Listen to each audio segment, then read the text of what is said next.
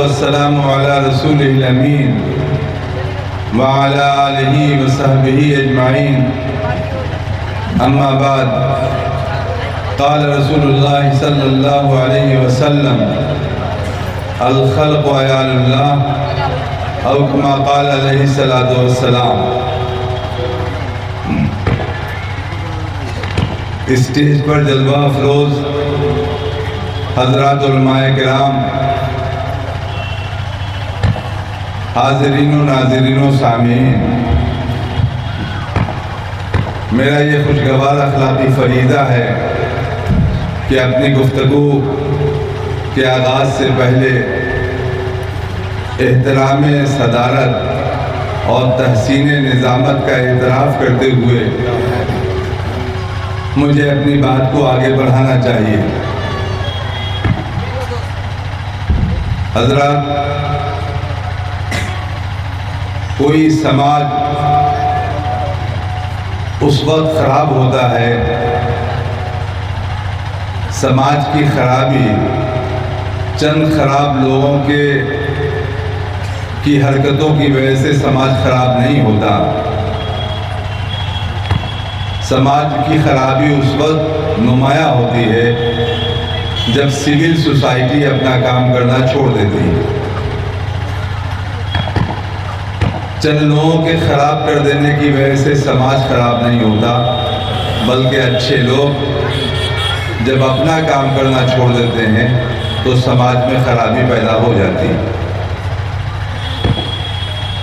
آپ غور کیجئے اور دیکھیے کہ ایک سماج ہمارا کچھ دنوں پہلے کا سماج تھا، جو محبت کا سماج، اخلاق کا سماج، کون آدمی کس کے دروازے پر کیا کچھ کھا پی لے گا، ہندو مسلمان سکھ عیسائی کے درمیان جو قربت پائی جاتی تھی، محبت پائی جاتی تھی، اور سماجی رشتے کو لوگ ایک دوسرے کے ساتھ برتنا انتہائی ضروری سمجھتے تھے، وہ رشتے دھیرے دھیرے کمزور ہوتے جا رہے ہیں، اور ترقی کی اس رفتار میں بہت تیزی کے ساتھ پوری دنیا ترقی کر رہی ہے، ہمارا ملک ترقی کر رہا ہے، لیکن سماج سے یہ آواز آ رہی ہے کہ ساری ترقی تم اپنے پاس واپس بلا لو، اس کو لے لو، ہم کو ہمارا پرانا سماج دے دو جس میں بڑی محبت تھی، بڑی اپنائیت تھی، اور مسلمان ایک غیر مسلم کے دروازے پر بیٹھتا تھا اور چچی کی اور دادی کی بنائی ہوئی روٹی کھاتا تھا، اور غیر مسلم کا کوئی بچہ مسلمانوں کے یہاں بیٹھتا تھا اور وہ کھانا پینا کرتا تھا، اور ایک سماجی رشتہ قائم تھا، بڑی محبت کا رشتہ۔ ہر طرف سے صدا آ رہی ہے کہ ساری ترقی تم لے لو، ہمارا پرانا سماج واپس کر دو ہم کو۔ ایک دوسرا منظرنامہ یہ ہے کہ آج ترقی یافتہ سماج فضاؤں میں پرندوں کی طرح اڑنے لگا ہے۔ یہ جو جہاز پہ لوگ سفر کرتے ہیں، پرندوں کی طرح اڑتے ہوئے نظر آتے ہیں۔ ٹیکنالوجی کی مدد سے سمندروں میں مچھلیوں کی طرح تیرتے نظر آ رہے ہیں لوگ، پانی کے جہاز پہ سفر کرتے ہیں، لگتا ہے کوئی مچھلی ہے جو تیر رہی ہے، لیکن پوری دنیا اعلان کر رہی ہے اور چیخ رہی ہے اور اپنے کرب کا اظہار کر رہی ہے کہ ان ساری ترقیوں کے بعد بھی ابھی انسان شریف آدمی کی طرح زمین پر چلنے کا سلیقہ نہیں سیکھ سکا ہے۔ وہ انسان جو ٹیکنالوجی کی مدد سے فضاؤں میں اڑنے لگا ہے، مچھلیوں کی طرح تیرنے لگا ہے، زمین پر شریف انسان کی طرح چلنے کا سلیقہ اسے نہیں آیا ہے، اور ہر سماج سے کرب کی آواز، درد کی آواز سنائی دیتی ہے۔ یہ منظرنامہ ہے ہمارا آپ کا۔ ہمارے سماج پر جب آپ نظر ڈالیں گے تو دیکھیں گے کہ ترقی یافتہ لوگ، پڑھے لکھے لوگ اپنی کار میں کتوں کو بیٹھا کر کے کیک خریدنے کے لیے جا رہے ہیں، کتوں کو نہلا رہے ہیں، دھلا رہے ہیں، ان کو ہاتھ میں پکڑ کر کے اور ادھر سے ادھر گھمانے کو وہ عزت کی بات اور عظمت کی بات سمجھ رہے ہیں، आखिर उनको कुत्तों से तो मोहब्बत हो गई है, सवाल इसका है कि माँ बाप से नफरत क्यों होती जा रही है उनको, और माँ के पास बाप के पास बैठने का उन्हें मौका क्यों नहीं मिल रहा है। ये फुर्सत उनकी यहाँ नहीं नज़र आती है, लेकिन कुत्तों की खिदमत के लिए वो अपना बहुत वक्त फारिग कर लेते हैं। आखिर क्या मामला है? अगर आप गौर से देखेंगे तो कायनात के खालिक की तरफ आपकी नज़र जाएगी, पालनहार की तरफ, परवरदिगार की तरफ नज़र जाएगी, और आप इस नतीजे पर पहुँचेंगे कि जो अपने माँ बाप की खिदमत से भागता है, कायनात का खालिक, परवरदिगार जिसने दुनिया को पैदा किया है, जो आदमी अपने माँ बाप की खिदमत से भागता है उसको कुत्तों की खिदमत पे लगा देता है कि ये लोग, तुम यहाँ से भाग रहे हो, यहाँ तुमको बेइज्जती महसूस हो रही है, तो लो कुत्तों की खिदमत तुम्हारे मुकद्दर का हिस्सा है, तुम इसमें मसरूफ़ रहो। उनको नहलाने धुलाने में तुम्हें बेइज्जती महसूस होती है, तो ये लोग इसकी खिदमत में तुम मसरूफ़ रहो। ये कायनात का खालिक पनिशमेंट के तौर पर और सज़ा के तौर पर उसके ज़िम्मे कर देता है। आप देखिएगा, तालीम याफ्ता आदमी, आला ओहदे और आला मनसब पर फायज आदमी गोद में कुत्ता लेकर के कार में बैठ करके, अब तो कार में कुत्ते की सीट बनाई जाती है बाज़ाब्ते कि ये कार बहुत पसंदीदा नहीं है, इसमें कुत्ते के बैठने की कहाँ जगह है, वो प्रोविज़न कहाँ किया गया है इसमें कि जहाँ कुत्ता भी बैठ सके ठीक से। तो वैसी कार लोग उसका इंतखाब कर रहे हैं और उसके साथ जा रहे हैं, माँ बाप से दूरी होती जा रही है। ये हमारा समाज का मंजरनामा है, समाज की सूरत हाल है।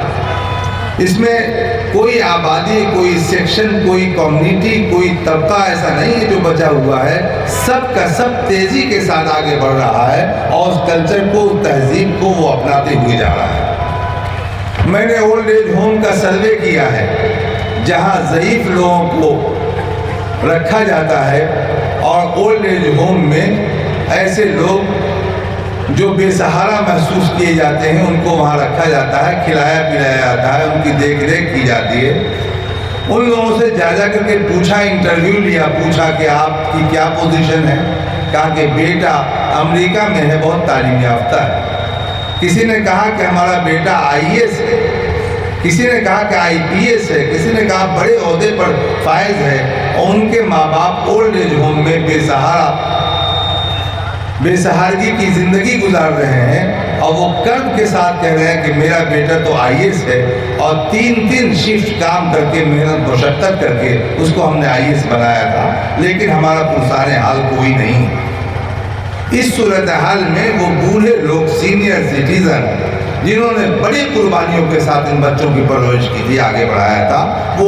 ओल्ड एज होम में ज़िंदगी गुजार रहे हैं। ये हमारे समाज का मंजरनामा है, सूरत हाल। किसी शहर से आप बाहर निकलिए तो जहाँ होटलों के कूड़े फेंके जाते हैं,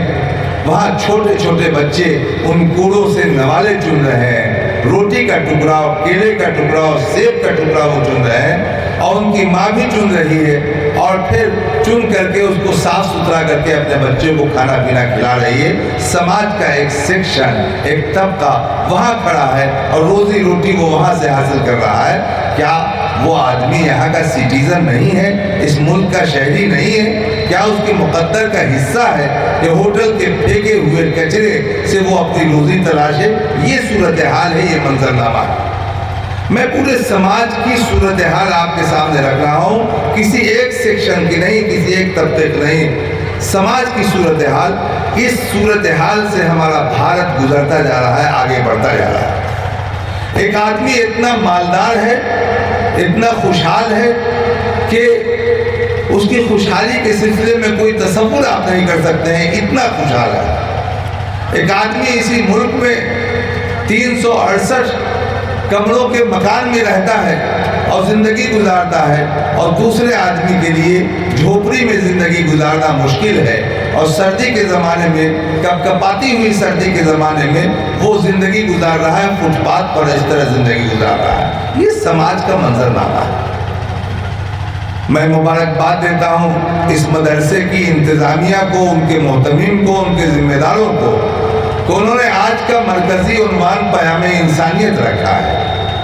اور میں ان کی بصیرت پر ان کو داد دینا چاہتا ہوں کہ ان کی انگلیاں نبض حالات پر ہیں، ہندوستان کی سسکیوں پر ان کی انگلیاں ہیں، وہ محسوس کر رہے ہیں کہ پورا ملک کرب کے ساتھ زندگی گزار رہا ہے اور بہت بے چینی کے ساتھ لوگ زندگی گزار رہے ہیں۔ اس لیے پیام انسانیت پر بات ہونی چاہیے اور انسانیت کے پیغام کو عام کرنا چاہیے، یہ ذمہ داری انہوں نے محسوس کی اور آج کا مرکزی عنوان انہوں نے طے کیا کہ ہم پیام انسانیت پر فوکس کریں گے، اور اس کے ذیلی اور ضمنی عنوانات کے تحت اور ساری گفتگو ہوگی، لیکن مرکزی عنوان انہوں نے پیام انسانیت کا رکھا۔ سرور کونین محمد رسول اللہ صلی اللہ علیہ وسلم نے ارشاد فرمایا وسعت نظر کے ساتھ، اور وہ کیسے ایک سیکشن کے لیے بات کر سکتے تھے؟ اس لیے کہ وہ تو رحمت للعالمین ہے اور نبی رحمت ہیں اور سب کے نبی ہیں، سب کے نبی ہیں، تو وہ کسی ایک سیکشن کے لیے کیسے بات کرتے؟ آپ نے فرمایا کہ مخلوق اللہ کا کنبہ ہے، مخلوق اللہ کا کنبہ ہے، سارے انسان کو اللہ رب العزت نے پیدا کیا ہے، یہ سب کے سب انہی کے پیدا کردہ ہیں، اس لیے سب آپس میں ان کا ریلیشن ہے اور سب کے سب اللہ رب العزت کے کنبے کی طرح ہے، خاندان کی طرح ہے، اس لیے کہ انہوں نے ان کو پیدا کیا۔ جناب نبی کریم صلی اللہ علیہ وسلم نے یہ بات کہہ کر کے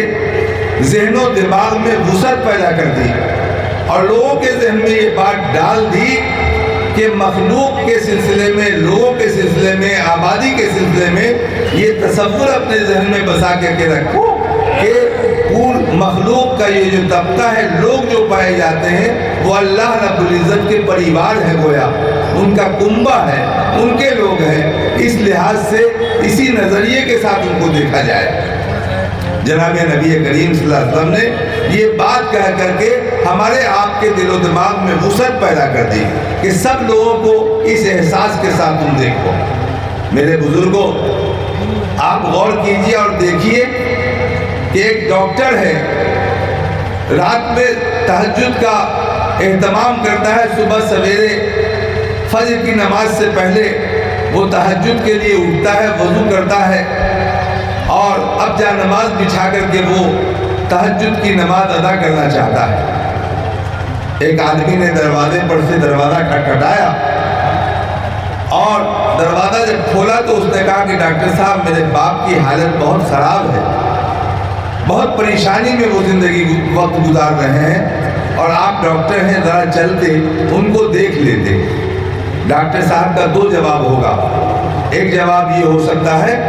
کہ میں جہاں نماز بچھا چکا ہوں اور اب تہجد کی نماز پڑھنے جا رہا ہوں،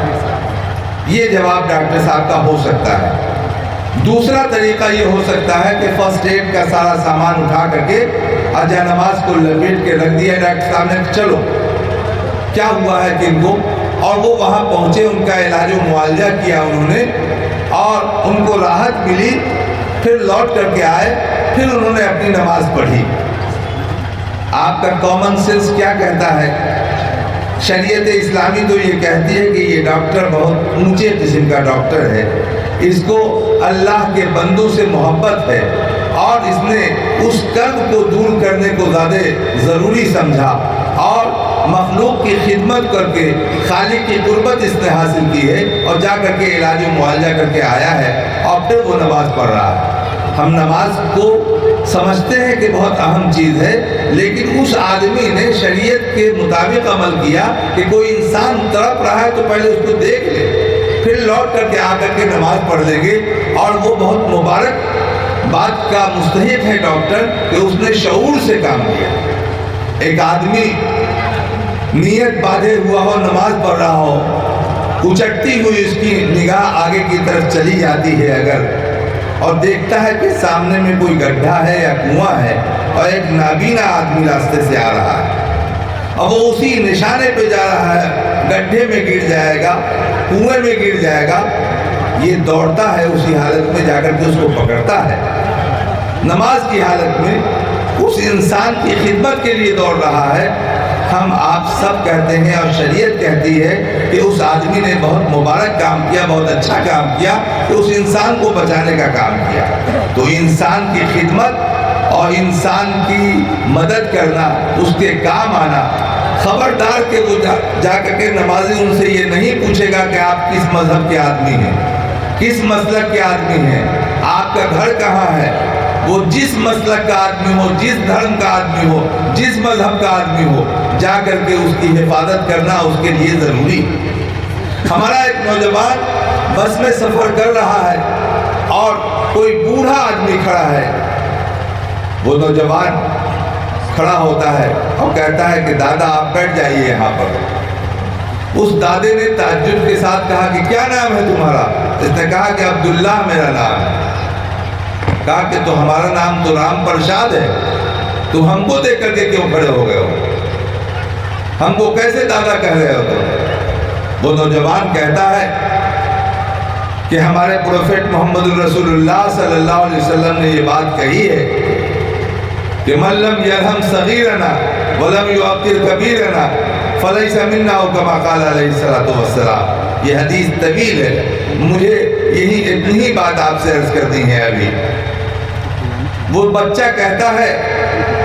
کہ پروفیٹ اپنی لسٹ سے ہمارا نام کاٹ دیں گے، اس لیے کہ انہوں نے یہ کہا کہ جو ہم میں سے چھوٹوں پر شفقت نہ کرے، بڑوں کا احترام نہ کرے، اس کا تعلق ہم سے نہیں ہے۔ تو وہ اپنی لسٹ سے میرا نام کاٹ دیں گے۔ آپ بیٹھ جائیے، آپ کی سیوا کرنا میرے لیے ضروری ہے تاکہ ان کی لسٹ میں میرا نام رہ سکے۔ تو بابو ہمارا نام تو رام پرشاد ہے۔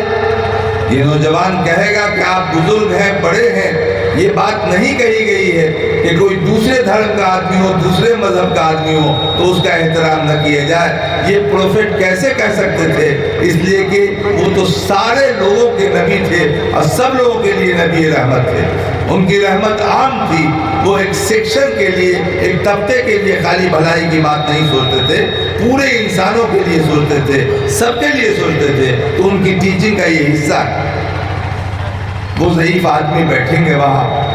اور پورے بس میں لوگ دیکھ رہے ہوں گے، اس مکالمے کو سن رہے ہوں گے، بات چیت کو سن رہے ہوں گے۔ پیچھے سے ایک چھوٹا سا بچہ اٹھتا ہے، کھڑا ہوتا ہے کہ بھیا آپ تو بہت اچھے آدمی ہیں اور آپ ہم سے بڑے ہیں، آپ میری جگہ پہ بیٹھ جائیے۔ آپ یہ دیکھیے 10 منٹ کے اندر، 15 منٹ کے اندر پروفیٹ محمد صلی اللہ علیہ وسلم کی ایڈوکیسی ہو رہی ہے، ان کی ترجمانی ہو رہی ہے، ان کی تعلیم کو عام کیا جا رہا ہے، اور بس کے اندر ایسا منظر سامنے آتا ہے، خوشگوار منظر، کہ سب لوگ اس واقعے پر محبت کا اظہار کر رہے ہیں۔ میرے بزرگوں، میرے نوجوانوں، یہ کردار اگر ہمارے نوجوانوں نے پیش کیا تو سورج پر بادل کا ٹکڑا دیر تک نہیں رہتا ہے، بادل کے ٹکڑے کو ہٹنا ہے اور سورج کی روشنی کو پھیلنا ہے۔ چاہے غلط فہمی جتنی پیدا کی جائے لیکن روشنی پھیلے گی۔ بادل کا ٹکڑا دیر تک نہیں رہتا ہے، کچھ دیر تک سورج کو گھیرے رکھ سکتا ہے، لیکن وہ ہٹے گا، سورج کی روشنی پھیلے گی۔ ہمارا نوجوان ہاسپٹل میں جا رہا ہے اور اپنے مریض سے مل رہا ہے، پھر اگل بغل میں ذرا اور لوگ بیڈ پر لیٹے ہوئے، پوچھا کہ چچا آپ کی کوئی ضرورت ہے، دادا آپ کی کوئی ضرورت ہے، دوا لانا ہے باہر سے، کوئی اور کام کرنا ہے؟ کہا بابو آپ کو ہم نہیں پہچانا؟ کہا کہ ہم آپ کے عزیز ہیں، ہم سیوا کے لیے آئے ہیں۔ پروفیٹ نے کہا ہے ہم کو کہ بیمار کی عیادت کی جائے گی، یہ نہیں کہا ہے کہ مسلمان بیمار کی عیادت کی جائے گی۔ ہم ان کو دیکھنے آئے تھے، آپ کے بھی کچھ کام کرنا چاہتے ہیں اور آپ سے بھی ملنا جلنا چاہتے ہیں اور آپ کی سیوا کرنا چاہتے ہیں۔ وہ تعجب کے ساتھ دیکھے گا کہ کون پروفیٹ ایسے ہیں، کون ریفارمر ایسا گزرا ہے، کون مسلح ایسا گزرا ہے جس نے ہمارے یہاں بیڈ پر لیٹے ہوئے مسائل کو محسوس کیا اس نے، اور اب لوگوں کو انہوں نے بتایا کہ تم کو سیوا کرنا ہے، تم کو خدمت کرنی ہے۔ یہ اگر ہمارا نوجوان کرتا رہا، ہمارا سماج کرتا رہا تو غلط فہمیوں کا بادل چھٹے گا اور سورج کی روشنی پھیلے گی۔ سماج کی یہ ضرورت ہے، پورے سماج کو خدمت کی ضرورت ہے، انسانیت کی ضرورت ہے، شرافت کی ضرورت ہے۔ ساری ترقی اگر ہو جائے گی اور شرافت سے ہم محروم ہو جائیں گے تو یہ بہت افسوسناک بات ہوگی۔ تعلیم مورل ویلیوز کو چھوڑ کر کے، اخلاقی قدروں کو چھوڑ کر کے جو تعلیم دی جائے گی وہ ہمارے مسئلے کا حل نہیں ہے۔ امریکہ میں ایک انجینئر صاحب رات میں 2 بجے ہاسپٹل سے فون آیا کہ آپ کے پتا جی کا، والد کا، باپ کا آپ کے انتقال ہو گیا ہے۔ صبح میں انجینئر صاحب اٹھے اور انہوں نے پولیس اسٹیشن جا کر کے اس ڈاکٹر کے خلاف FIR درج کرایا کہ رات میں 2 بجے فون کی گھنٹی کے بجنے کی وجہ سے میری نیند خراب ہوئی اور پھر میں سو نہیں سکا، میں ڈسٹرب ہو گیا۔ ان کا جب انتقال ہو ہی چکا تھا تو یہ خبر مجھ کو صبح میں بھی دی جا سکتی تھی۔ واضح رہے کہ باپ کے انتقال کی خبر دی گئی تھی، کسی اور کے انتقال کی خبر نہیں دی گئی تھی۔ جس باپ نے محنت مشقت کے ساتھ، آرزو کے ساتھ، امید کے ساتھ اس کو آگے بڑھایا تھا اور ترقی یافتہ بنایا تھا۔ تو آپ دیکھ رہے ہیں کہ تعلیم تو وہاں موجود ہے لیکن مورل ویلیوز نہیں ہے، اخلاقی قدریں نہیں ہیں۔ اس اخلاقی قدروں کو سماج میں لوٹانا ہمارے لیے ضروری ہے تاکہ سماج میں آپ ٹھیک سے زندگی گزار سکیں اور سفوکیشن سے بچ سکیں۔ آپ یونیورسٹی گرانٹس کمیشن جو پورے ہندوستان کی ساری یونیورسٹیوں کو چلاتی ہے اور اس کی فنڈنگ کرتی ہے، پیسے دیتی ہے، اس کی رپورٹ ہے، تازہ ترین رپورٹ۔ اس رپورٹ میں اس نے اس قرض کا اظہار کیا ہے کہ ہمارا ملک ہائر ایجوکیشن میں تو بڑھتا جا رہا ہے لیکن مورل ویلیوز کھوتا جا رہا ہے، اخلاقی قدریں ختم ہوتی جا رہی ہیں، نیتکتا یہاں سے ختم ہوتی جا رہی ہے۔ لوگ سفوکیشن محسوس کر رہے ہیں، قرض محسوس کر رہے ہیں زندگی گزارنے میں۔ یہ صورتحال ہے، یہ منظرنامہ ہے۔ میرے بزرگوں اور ساتھیوں، میں آپ سے کہنا چاہتا ہوں کہ تعلیم اعلیٰ ضرور ہو لیکن اخلاقی قدروں کے ساتھ ہو، نیتکتا کے ساتھ ہو، مورل ویلیوز کے ساتھ ہو،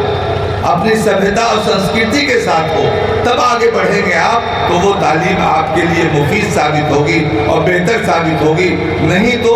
دشواری میں آپ زندگی گزاریں گے تعلیم یافتہ ہونے کے باوجود۔ یہاں جس اسٹیج سے ہم بیٹھے ہیں اور بات کر رہے ہیں آپ سے اور آپ یہاں موجود ہیں، یہ جو ایک سینٹر ہے، ایجوکیشن کا سینٹر، یہ در حقیقت انہی چیزوں کو ایک صحت مند روپ دینے کے لیے قائم کیا گیا ہے کہ یہاں کا یہ سینٹر، یہاں کا جو نظام ہے، نظام تعلیم ہے، وہ نیتکتا، مورل ویلیوز، اخلاقی قدروں کو پروموٹ کرے، اس کو آگے بڑھائے، سماج میں تعلیم بھی ہو اور شرافت بھی ہو، عزت بھی ہو اور ایک دوسرے کا احترام بھی ہو۔ نہیں تو چھوٹے چھوٹے بچوں سے لوگ احترام کے لیے ترس جائیں گے اور چھوٹے بچے بڑوں کی شفقت سے محروم ہو جائیں گے،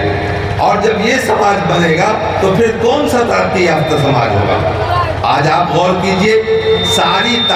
ساری دولت ہونے کے بعد، روپے پیسے ہونے کے بعد، تمام چیزوں کے حصول کے بعد، ہر 3 آدمی میں سے 2 آدمی سے پوچھئے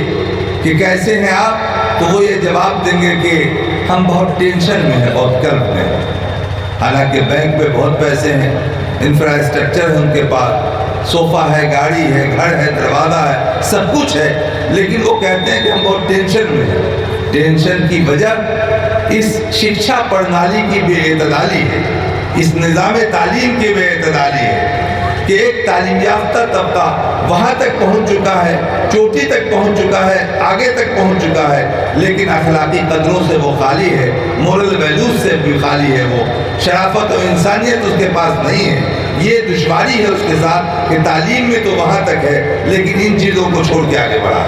یہ جو ادارہ ہے اور اس ادارے کے جو تعلیم یافتہ افراد یہاں سے نکل رہے ہیں، وہ سماج میں بیلنس قائم کرنے کا کام کر رہے ہیں، توازن کام کرنے کا کام کر رہے ہیں کہ کسی انتہا پر کوئی پہنچا ہے تو اسے شرافت کی ضرورت ہوگی۔ اس ملک کے بڑے اسکالر حضرت مولانا سید ابو الحسن علی ندوی رحمۃ اللہ علیہ، اس وقت کے prime minister mister Rajiv Gandhi نے ان سے پوچھا تھا کہ حضرت یہ بتائیے کہ پورے ملک میں جو مدارس ہیں، مکاتب ہیں، مسجد میں جو نظام چلتا ہے پڑھنے لکھنے کا، تو یہ مدارس مکاتب ملک کے لیے کیا کر رہے ہیں؟ حضرت مولانا مسکرائے اور مسکرا کر کے انہوں نے کہا کہ وہ اصل میں 1-2 کام صرف کر رہے ہیں۔ کہا وہ کون سا کام ہے؟ کہا کہ یہاں باکردار اور شریف انسان بھارت کے لیے پیدا کرنے کا کام کر رہے ہیں، ایماندار انسان پیدا کرنے کا کام کر رہے ہیں۔ پھر مولانا نے مسکراتے ہوئے ان سے پوچھا، کیا ہمارے ہندوستان کو شریف اور ایماندار آدمی کی ضرورت نہیں ہے؟ یہ کمی وہ پوری کر رہے ہیں اور مدارس اور مکاتب کی چٹائی پر بیٹھ کر کے وہ شریف انسان پیدا کر رہے ہیں۔ اس ملک کو شریف انسان کی بھی ضرورت ہے۔ میں آپ سے بڑے اعتماد کے ساتھ کہتا ہوں کہ یہ جو ہمارے مدرسین ہیں، جو مدرسے میں چٹائی پر بیٹھ کر کے ان بچوں کو پڑھانے کا کام کر رہے ہیں اور یہ بتا رہے ہیں کہ ماں کے قدموں کے نیچے جنت ہے اور باپ جنت کا دروازہ ہے۔ اولڈ ایج ہوم میں کوئی حافظ کا باپ مجھ کو نہیں ملا، کوئی عالم کا باپ مجھ کو نہیں ملا،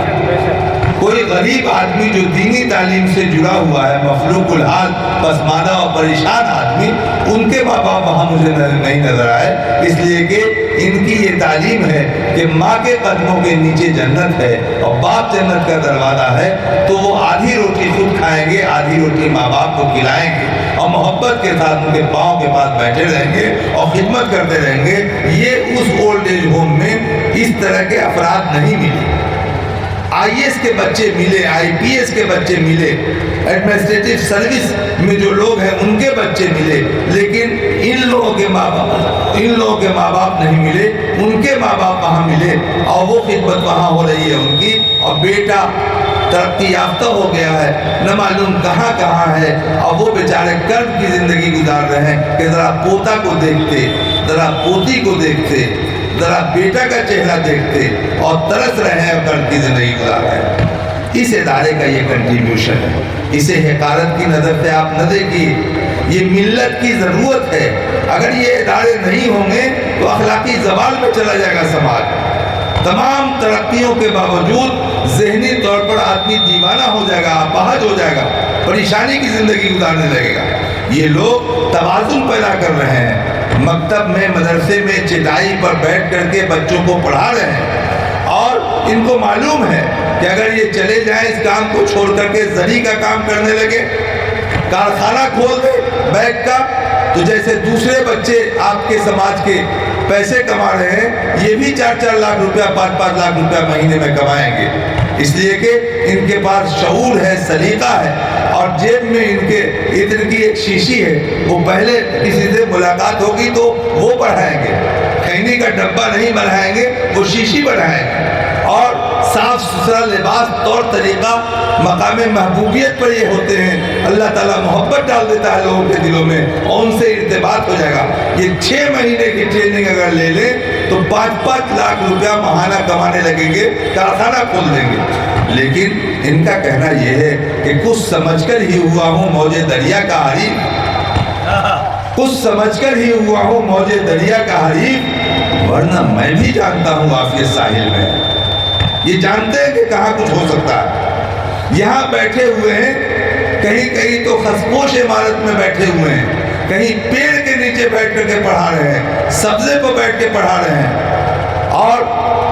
کچھ وسعت آئی تو چھپر ڈال لیا اور معیاری تعلیم وہاں دے رہے ہیں، ایسی تعلیم جو یونیورسٹیوں کے MA کے نصاب کا حصہ ہے۔ وہ گلستہ، بوستہ، اخلاق محسنی، اخلاق جلالی، حمد باری اور کیا کیا کتابیں پڑھا دیتے ہیں چھوٹے چھوٹے بچے کو، جو یونیورسٹی کے ماسٹر ڈگری کا حصہ ہے۔ لیکن بڑی بڑی یونیورسٹیوں کی ان عمارتوں نے،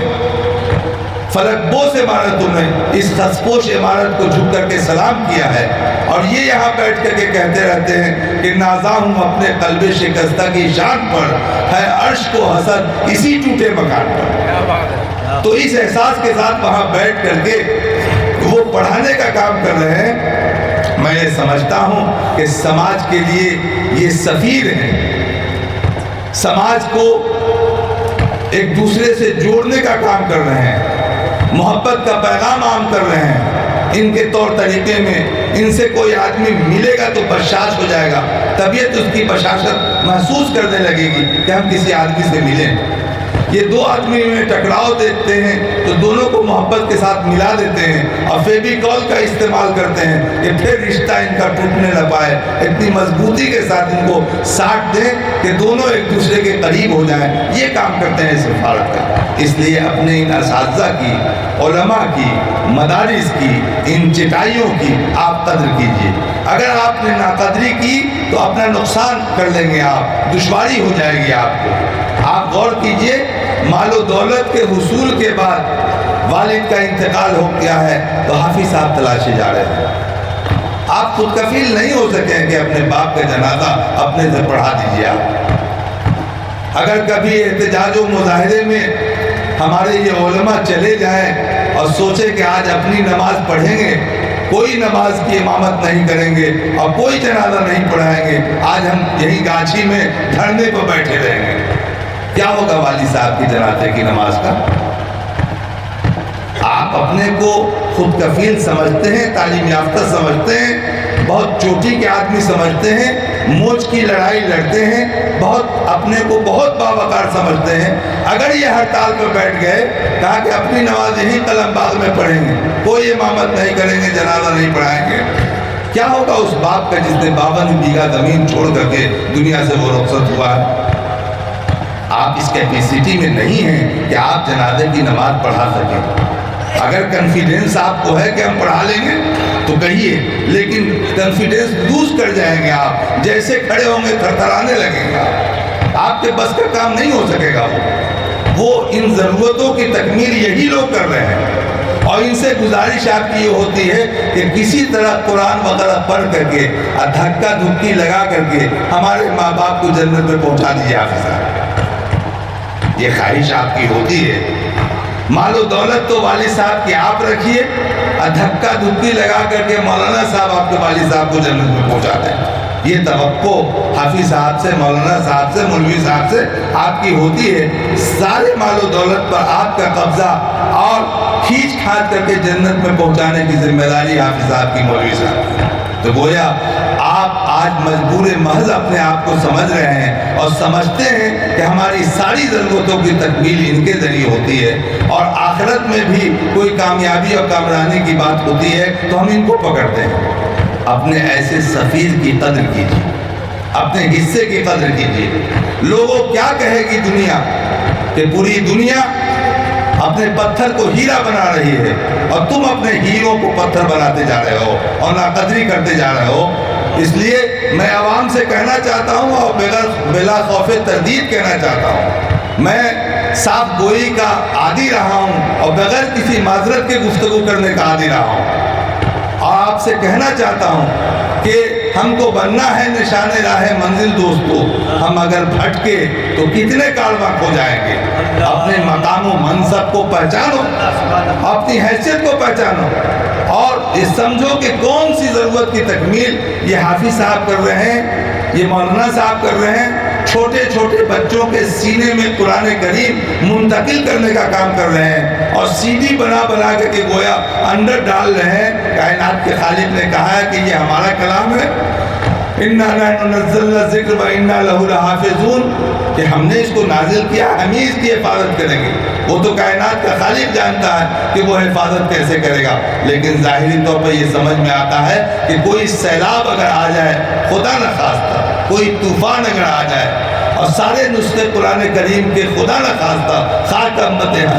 آپ کی نگاہوں سے اوجھل ہو جائے، تب بھی یہ ملت ذرہ برابر پریشان نہیں ہوگی کہ کائنات کا خالق کہہ رہا ہے کہ ہم نے اس کو نازل کیا اور ہم اس کی حفاظت کریں گے۔ ہمارا ایمان و اعتقاد ہے کہ یقیناً اس کی حفاظت ہوگی۔ ایسے تو کائنات کا خالق جانتا ہے کہ وہ کیسے حفاظت کرے گا، لیکن چھوٹے چھوٹے بچوں کے سینے میں جو قرآن کریم محفوظ ہے، پھر ہزاروں نسخے تیار ہو جائیں گے اور پھر ہزاروں اور لاکھوں نسخے آپ کے سامنے آ جائیں گے۔ یہ ملت کسی کرب میں مذہبی طور پر مبتلا نہیں ہے۔ جہاں جہاں سے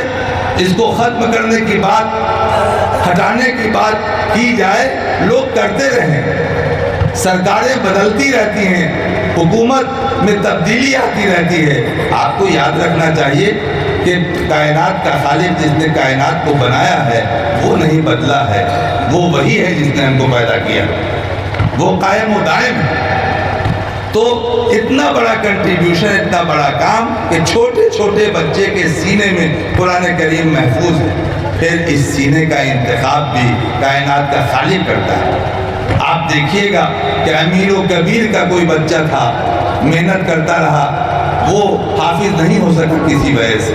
بادشاہ کا بیٹا تھا، حافظ نہیں ہو سکا، اور سبزی بیچنے والے کے بیٹے کو یہ سعادت ہو گئی کہ وہ حافظ قرآن ہو گیا اور کائنات کے خالق کی ایک صفت سے وہ متصف ہو گیا۔ اب سماج میں رسپیکٹیبل نام ہے، وہ باعزت نام ہے، حافظ صاحب کے نام سے لوگ ان کو جانتے ہیں۔ اب لڑکا پھڑکا نہیں کہا جائے گا اس کو، حافظ صاحب ادھر آئیے۔ یہ سماجی حیثیت اس کی اور سوشل اسٹیٹس اس کا بڑھا دیتا ہے کائنات کا خالق، اور اس کو مقام محبوبیت پر فائز کر دیتا ہے، اور عند اللہ عند الناس اس کی محبوبیت بڑھ جاتی ہے۔ یہ کام، یہ کنٹریبیوشن اس چھوٹے ادارے کا ہے جس کو آپ چھوٹا ادارہ سمجھ رہے ہیں۔ اسی ادارے کی نسبت سے آج آپ کے سامنے روبرو ہم بات کر رہے ہیں۔ یہ اسی ادارے کا اسٹیج ہے، اسی ادارے نے یہ موقع دیا ہے کہ دور دور کے علماء کرام یہاں تشریف لائے ہیں، سب بالغ نظر، ان کا مبلغ علم بڑا اونچا، وہ سب آپ سے خطاب کریں گے، وہ دور دور سے تشریف لائے ہیں۔ اسی ادارے کی وجہ سے وہ سب آپ کے روبرو ہو رہے ہیں۔ میں آپ سے کہنا چاہتا ہوں کہ اساتذہ کرام کی اور اس ادارے کی پوری خدمت کیجیے آپ، اور یہ سمجھیے کہ یہ ادارہ اس آبادی کے لیے آئیڈینٹیٹی ہے، امتیاز ہے، تشخص ہے۔ یہ امتیاز جب میں بول رہا ہوں ادارے کا تو مولانا امتیاز صاحب بھی یاد آ رہے ہیں، جو اس ادارے کے ذمہ دار، اور آپ کی محبت ان کے ساتھ ہے، اور بہت ہی جانثاری کے ساتھ، بہت خدمت کے جذبے کے ساتھ یہ کام کر رہے ہیں۔ اور ان کا یہاں ہونا گویا ہندوستان اور نیپال کے خوشگوار تعلقات کا استوار کرنا بھی ہے، اس لیے کہ ان کا تعلق نیپال سے اور کام یہاں کر رہے ہیں تو دو ملکوں کے ریلیشن کو بھی مستحکم کر رہے ہیں۔ یہ کنٹریبیوشن بھی ان کا ہے۔ تو ان کی قدر کرتے ہوئے، ان کی خاکساری، ملنساری، محبت کا اسلوب ان کا، یہ تمام چیزیں ایسی ہیں کہ آپ کا تعلق ادارے کے ساتھ بھی ہو، طلبہ کے ساتھ ہو، سارے اساتذہ کے ساتھ ہو، اور ان کی خدمت کو محسوس کیجئے۔ میں آواز دینا چاہتا ہوں اس آبادی کے خوشحال مالداروں کہ اب تک آپ نے اس